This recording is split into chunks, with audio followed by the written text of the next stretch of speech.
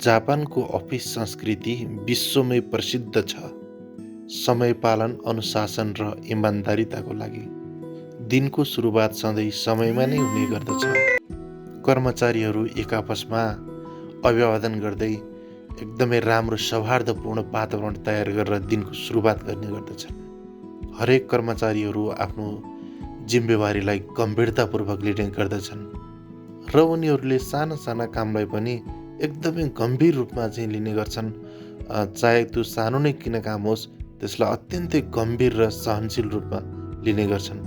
खास गरी उनीहरू एक्ला एक्लै काम गर्नुभन्दा पनि टिममा काम गर्न अत्यन्तै रुचाउँछन्, जसले गर्दा कामको प्रभावकारिता पनि अत्यन्तै बढी हुने गर्दछ। कामको सम्पूर्ण स्टेपमा उनीहरूले समयको अत्यन्तै ख्याल गर्छन् र समयमै त्यसलाई सक्नुपर्छ भन्ने भावना चाहिँ सबै काम गर्ने कर्मचारीहरूले पालन गरेका हुन्छन्।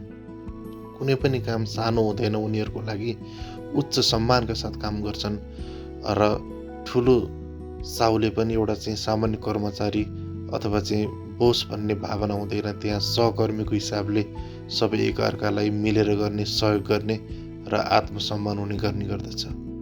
र जापानमा खास गरेर त्यहाँको मुख्य कुरा नै शान्त हुने, एकदमै भद्र हुने र त्यहाँको वातावरण अत्यन्तै अनुशासन हुने गर्दछ।